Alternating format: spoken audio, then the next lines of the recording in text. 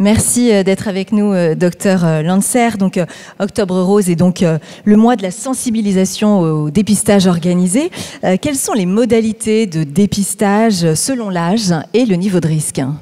Alors, en pratique, il y a le dépistage organisé qui a lieu, d'ailleurs, on fait en octobre, le Octobre Rose, pour faire un rappel, mais c'est un dépistage qui a lieu toute l'année. Donc le dépistage organisé, c'est quelque chose qui a été mis en place déjà il y a de nombreuses années pour que les femmes entre 50 et 74 ans puissent avoir un accès à la mammographie de manière gratuite, enfin plus ou moins gratuite parce que c'est quand même payé par la sécurité sociale, mais avec une invitation pour venir faire une mammographie tous les 2 ans de dépistage dans les centres de mammographie. Alors, au départ, c'était ce qu'on appelait la radiographie analogique, avec des films radio, un peu comme de la pellicule, et maintenant on est passé aux mammographies numériques. Donc c'est des évolutions, ça a mis du temps à être accepté par les communautés scientifiques, maintenant c'est accepté, et donc c'est comme sur votre iPhone, vous prenez des photos, on a maintenant des mammographes où il n'y a plus de pellicule, et c'est directement pris sur l'ordinateur avec une meilleure qualité image. C'est très utilisé par les radiologues. Oui, c'est très très utilisé. Maintenant, il y a 80 ou 90% des radiologues en France qui sont avec de la mammographie numérique, donc avec une meilleure qualité image. Alors on parle du dépistage organisé, mais à quand un dépistage personnalisé? J'avais fait quelques petites slides, des petites diapositives pour expliquer déjà. On va parler du dépistage personnalisé, mais déjà en imagerie, ce qu'il faut comprendre, c'est qu'on a plein de modalités d'imagerie du sein. Donc on a classiquement les mammographies qui sont des radiographies des seins, donc le sein droit, le sein gauche avec plusieurs incidences, on fait la face, on fait le profil. On peut souvent parfois compléter par une échographie, parce que c'est dans le cadre du dépistage, c'est vrai qu'il y a la mammographie, donc la radiographie des seins, mais on peut être amené à faire également des échographies quand on a un doute sur une image, qu'on a besoin un petit peu de la clarifier, et puis également quand le sein est dense, c'est-à-dire que la composante glandulaire est importante, on a besoin de mieux observer le sein sous une autre technique, et on va utiliser l'échographie, donc ça c'est l'apanage de nos techniques quotidiennes. Et puis il y a aussi alors maintenant il y a l'outil d'intelligence artificielle qui arrive, mais on va en parler après, mais également après ces mammographies, quand on a des discordances, des petites choses, on peut être amené à faire d'autres explorations qui vont pas être le sujet de ce soir, comme l'IRM ou parfois des biopsies pour s'assurer qu'une image elle est purement bénigne ou que c'est éventuellement vraiment un cancer. Donc c'est les différentes modalités qu'on a. Ce qui est clair, c'est que dans le dépistage organisé, on a une mammographie tous les 2 ans, entre 50 et 74 ans, et qui peut être complétée par une échographie au choix du radiologue s'il juge qu'il faut le faire. Donc, j'avais fait un petit rappel sur la mammographie numérique, mais ça, on va passer. On peut effectivement faire ce qu'on appelle les tomosynthèses, c'est-à-dire des imageries en 3 dimensions des seins, toujours en radiographie, en mammographie. On fait une 3D du sein. C'est pas considéré comme quelque chose qui doit être fait dans le cadre du dépistage organisé, mais c'est quelque chose qu'on peut faire sur nos machines.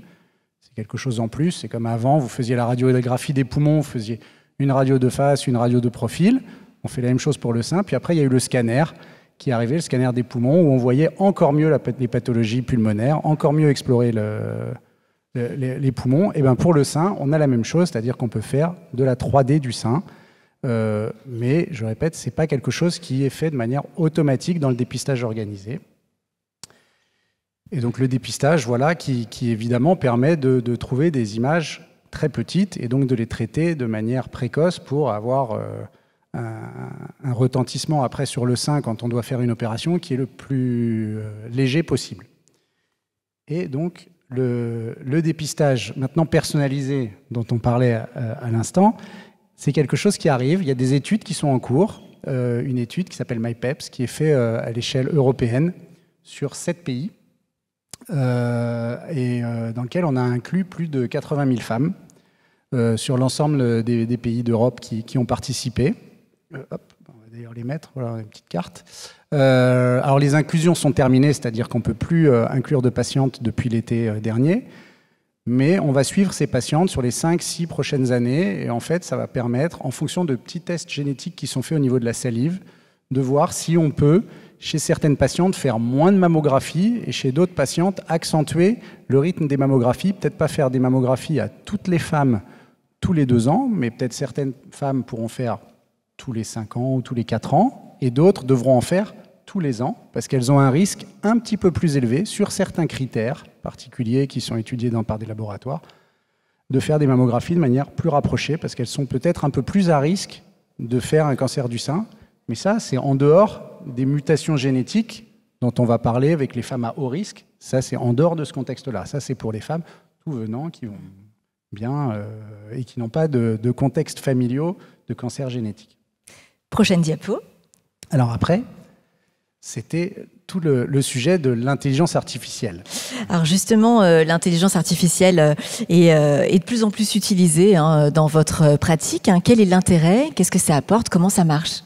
Alors l'intelligence artificielle, c'est quelque chose qui a animé beaucoup de débats, que ce soit dans les médias, dans les comités scientifiques et dans les comités médicaux. En général, on a commencé à parler de la disparition des radiologues. Bon, maintenant, on commence à se rendre compte que finalement, ça ne va pas se passer comme ça. Mais c'est vraiment quelque chose, c'est un outil supplémentaire qu'on a. Alors, on ne va pas rentrer dans le détail de l'intelligence artificielle, parce que là, c'est un peu technique et un peu compliqué, mais c'est vraiment... Il n'y a pas ça qu'en mammographie, il y a ça dans plein de modalités d'imagerie, mais ça va vraiment être une aide, un petit rappel, un petit... Une deuxième lecture. Voilà, un outil supplémentaire qui va nous faire, voilà, peut-être nous dire, attention, en pratique, en mammographie, qu'est-ce qui se passe? On regarde notre mammographie, on interprète, on examine les patientes, et puis ensuite, on regarde notre outil d'intelligence artificielle qui va nous dire, écoute, moi, je suis d'accord avec toi, enfin, il ne nous parle pas, mais je n'ai rien vu, ou j'ai vu une anomalie, puis on va se dire, tiens, est-ce que je l'avais bien vue, cette anomalie? Et comment je la considère? Donc ça va nous permettre éventuellement de retourner sur l'image en disant, est-ce que c'est vraiment cette image, je considère qu'elle est anormale, ou effectivement, est-ce qu'il a vraiment détecté quelque chose que je n'avais pas vu? Parce que ça peut arriver, c'est le problème de l'œil humain qui se fatigue au fur de la journée, au fur et à mesure de la journée. On peut être dérangé, on peut avoir le téléphone qui sonne.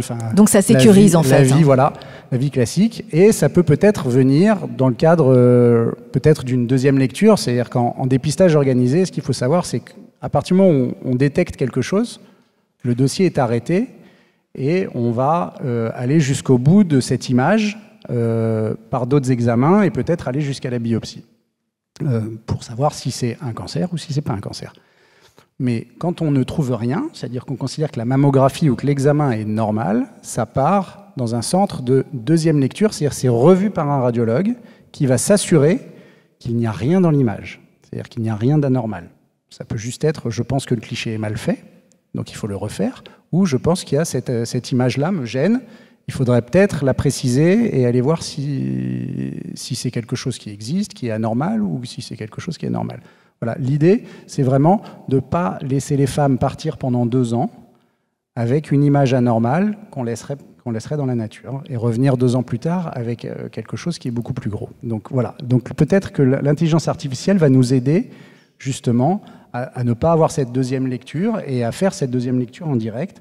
Donc souvent, on a 3 cas de figure. Donc on nous dit soit, comme en haut à gauche, ben, je n'ai rien vu, tout va bien. Soit, comme en haut à droite, ben, je vois vraiment une anomalie. Et pour moi, elle est très suspecte. Après, c'est à nous, radiologues, de dire je considère aussi qu'elle est très suspecte ou pas.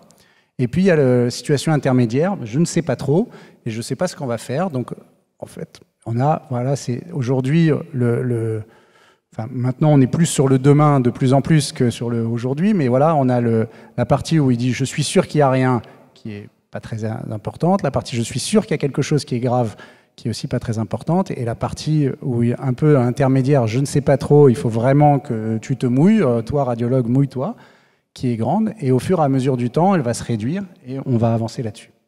Alors ça, c'est un petit cas de mammographie, donc on voit une mammographie, donc on a les 2 seins, c'est toujours fait comme ça, la face et l'oblique, qu'on met en face, et puis 2 ans plus tard, hop.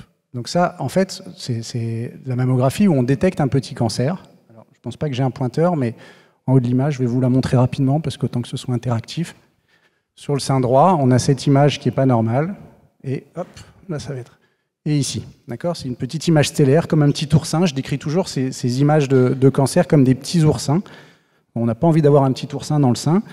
et parce que ça pique et que ça fait mal et qu'on a envie de l'enlever. Donc c'est ça, c'est un petit cancer. Et puis donc qu'on avait détecté. Et puis on a repris une mammographie 2 ans plus tôt et on lui a fait faire l'outil d'intelligence artificielle. Et zut, en fait ça sautait, mais l'outil d'intelligence artificielle en fait détectait cette petite anomalie en disant voilà, et là il y a un petit quelque chose qu'on voit beaucoup plus petit. Si vous reprenez, l'image, par exemple l'image qui est tout à gauche de l'écran, on voit la grosse image blanche, et ensuite on la voit 2 ans plus tôt, elle était déjà un petit peu visible, mais beaucoup plus petite, et effectivement, a posteriori, alors c'est toujours plus facile quand on voit quelque chose de le retrouver avant, mais c'était quelque chose qui avait été raté, et l'outil d'intelligence artificielle, lui, l'a retrouvé. Donc peut-être effectivement qu'ils vont nous aider justement à attraper des choses plus petites. L'évolution de la mammographie numérique, c'est pas très important, mais voilà, donc en fait avant c'était ça, on était tout seul devant nos clichés, on interprétait nos mammographies, et maintenant peut-être que grâce à l'IA, on va un peu devenir comme des pilotes d'avion avec des outils à notre disposition qui vont pouvoir nous aider, et on va utiliser ces différents outils et on va piloter nos machines avec ces différents outils, toujours en gardant le côté humain, parce que la mammographie, ça reste aussi l'examen clinique qui est très important dans le dépistage, où on va examiner les seins des patientes pour voir si on ressent quelque chose, une anomalie, et qu'il n'y ait pas de concordance entre la mammographie et l'examen clinique. Docteur Grégory Lancer, est-ce que l'intelligence artificielle pour les patientes qui ont une prothèse mammaire, est-ce que ça marche aussi? Alors, pas dans le cadre de la prothèse, mais en tout cas, la mammographie, quand il y a une prothèse mammaire, il n'y a aucun souci. Il ne faut pas avoir peur de faire une mammographie, parce que quand il y a une prothèse mammaire, les prothèses mammaires sont faites pour résister à la pression d'un mammographe. C'est vrai que c'est une pression qui est assez importante. Les prothèses mammaires, il n'y a pas de souci. Et puis on peut faire aussi des clichés de mammographie où on récline la prothèse, c'est-à-dire qu'on la met un petit peu sur l'arrière et on va attraper juste la partie du sein qui est en avant de la prothèse, donc il n'y a pas de souci. Les outils d'intelligence artificielle fonctionnent peut-être un petit peu moins bien, c'est des mammographies qui sont un peu plus compliquées à lire, mais ils progressent également là-dessus, et il n'y a pas de souci, il ne faut pas avoir peur de faire une mammographie parce qu'on a une prothèse mammaire. Et on n'en parle pas beaucoup, mais indépendamment d'Octobre Rose, le cancer du sein chez l'homme existe aussi.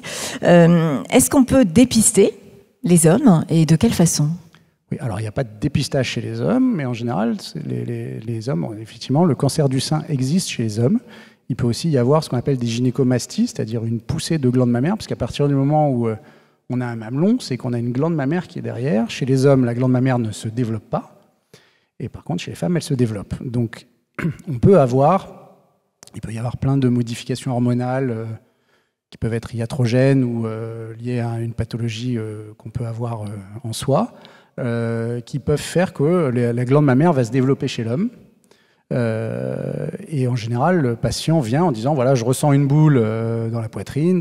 Voilà. Donc, on va faire souvent une échographie, parce que c'est très facile d'accès, c'est juste sous la peau, qui vont pouvoir nous permettre de vérifier si effectivement c'est juste une gynécomastie, c'est-à-dire que c'est juste une glande mammaire qui se développe de manière un peu anormale, mais sans qu'il y ait quelque chose de dangereux, ou alors qu'il y a vraiment un cancer du sein, parce que ça existe aussi le cancer du sein chez l'homme. Et ça, pour ça en imagerie, c'est assez facile pour nous de faire la différence. Merci beaucoup, Grégory Lancer.